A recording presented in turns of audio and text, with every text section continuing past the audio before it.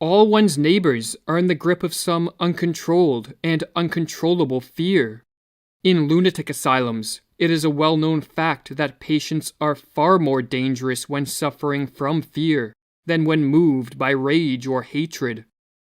According to the psychologist Carl Jung, the greatest threat to civilization lies not with the forces of nature, nor with any physical disease, but with our inability to deal with the forces of our own psyche. We are our own worst enemies, or as the Latin proverb puts it, man is a wolf to man. In Civilization in Transition, Jung states that this proverb is a sad yet eternal truism, and our wolf-like tendencies come most prominently into play at those times of history when mental illness becomes the norm rather than the exception in a society, a situation which Jung termed a psychic epidemic. Indeed, it is becoming ever more obvious, he writes, that it is not famine, not earthquakes, not microbes, not cancer, but man himself, who is man's greatest danger to man, for the simple reason that there is no adequate protection against psychic epidemics, which are infinitely more devastating than the worst of natural catastrophes. In this video, we are going to explore the most dangerous of all psychic epidemics, the mass psychosis. A mass psychosis is an epidemic of madness, and it occurs when a large portion of society loses touch with reality and descends into delusions. Such a phenomenon is not a thing of fiction. Two examples of mass psychoses are the American and European witch hunts of the 16th and 17th centuries, and the rise of totalitarianism in the 20th century. During the witch hunts, thousands of individuals, mostly women, were killed not for any crimes they committed, but because they became the scapegoats of societies gone mad. In some Swiss villages, writes Francis Hill, there were scarcely any women left alive after the frenzy had finally burned itself out. The totalitarian experiments of the 20th century are a more recent and a more deadly example of a mass psychosis. In countries such as the Soviet Union, Nazi Germany, North Korea, China, and Cambodia, it was a collective detachment from reality and a descent into delusions and paranoia that permitted the rise of the all-powerful totalitarian governments that destroyed the lives of hundreds of millions. The totalitarian systems of the 20th century represent a kind of collective psychosis, writes the medical doctor Just Mirlu. Whether gradually or suddenly, reason and common human decency are no longer possible in such a system. There is only a pervasive atmosphere of terror and a projection of the enemy, imagined to be in our midst. Thus society turns on itself, urged on by the ruling authorities. When a mass psychosis occurs, the results are devastating. Jung studied this phenomenon thoroughly and wrote that the individuals who make up the infected society become morally and spiritually inferior. They sink unconsciously to an inferior intellectual level. They become more unreasonable, irresponsible, emotional, erratic, and unreliable. And worst of all, crimes the individual alone could never stand are freely committed by the group smitten by madness. What makes matters worse is that those suffering from a mass psychosis are unaware of what is occurring. For just as an individual gone mad cannot step out of his mind to observe the errors in his ways, so too there is no Archimedean point from which those living through a mass psychosis can observe their collective madness. Or as Jung writes concerning the psychic epidemic that swept through Germany under Hitler's rule, the phenomenon we have witnessed in Germany was nothing less than an outbreak of epidemic insanity. No one knew what was happening to him, least of all the Germans, who allowed themselves to be driven to the slaughterhouse by their leading psychopaths, like hypnotized sheep. But what gives rise to a mass psychosis? And what makes a society susceptible to this devastating phenomenon? For an answer, we must begin at the basics. We must explain what is meant by a psychosis and what leads an individual into a state of madness. With this information, we can then examine how this process plays out on a mass scale. A psychosis can be defined as a detachment from reality or the loss of an adaptive relationship to reality.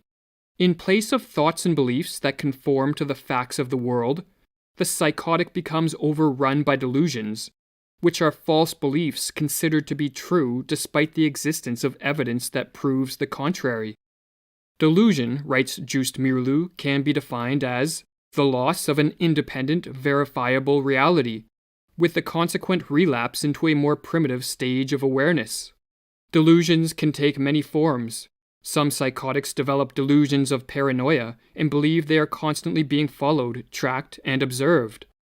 Others, such as catatonic schizophrenics, develop delusions about their ability to alter the state of the universe merely with the movement of their body, and so remain constricted in statue-like poses.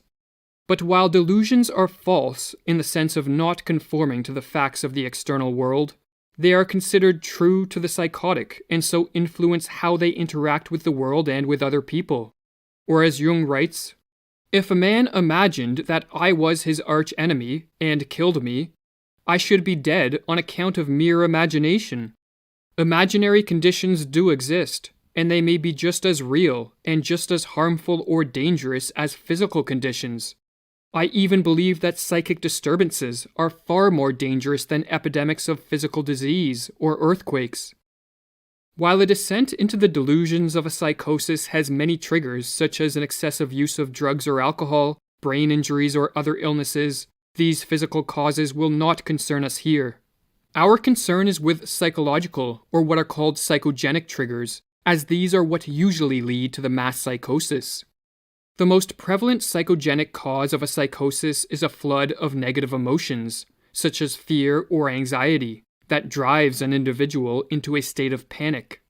When in a state of panic, one naturally seeks relief, as it is too mentally and physically draining to subsist in this hyper-emotional state for a prolonged period of time. To escape the fear and anxiety of the panic state, a positive or negative reaction can take place, and the positive reaction takes the following form. A greater effort is called forth, writes Jung. The individual will show more strength and willpower, and will try to overcome the obstacle or the cause of misery through physical, intellectual, and moral effort.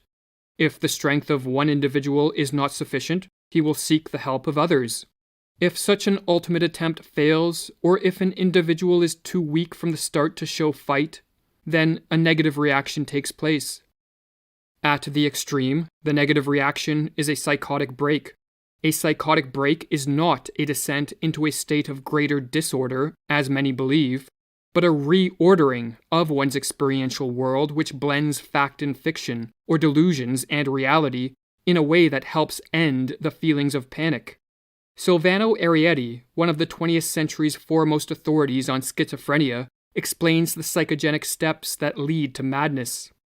Firstly, there is the phase of panic, when the individual starts to perceive things in a different way, is frightened on account of it, appears confused, and does not know how to explain the strange things that are happening.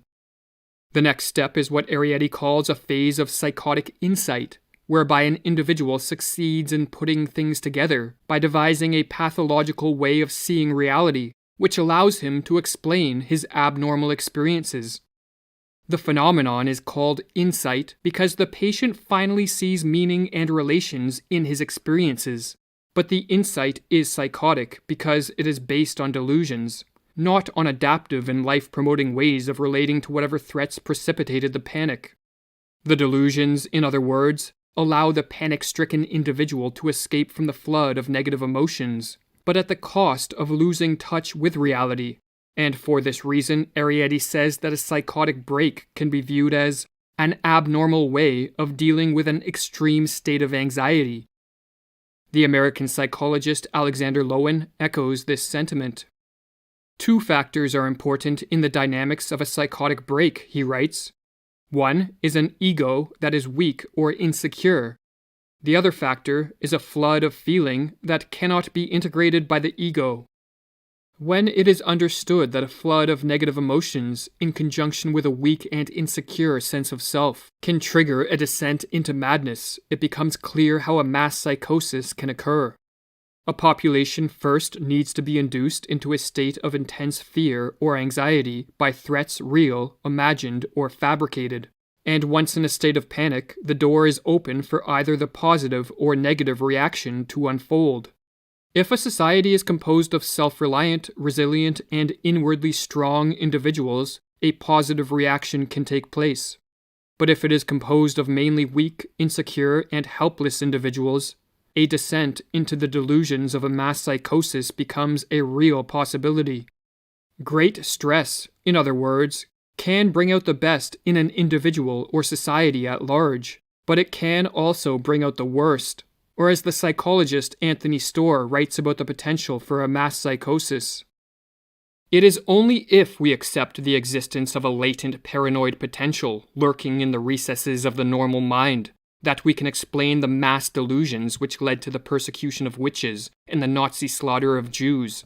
Vast numbers of ordinary men and women held beliefs about witches and Jews which, if they had been expressed by one or two individuals instead of by whole communities, would have been dismissed as paranoid delusions. There are extremely primitive, irrational mental forces at work in the minds of all of us, which are usually overlaid and controlled by reason, but which find overt expression in the behavior of those whom we call mentally ill, and which also manifest themselves in the behavior of normal people when under threat or other forms of stress.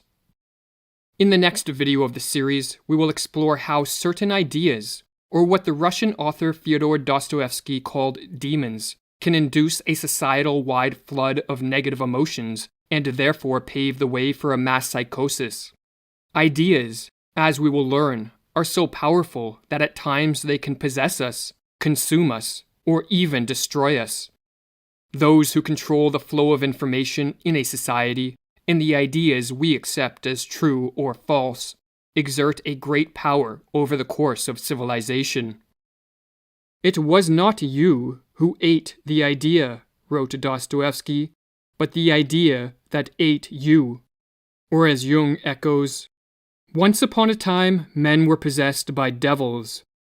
Now they are not less obsessed by ideas.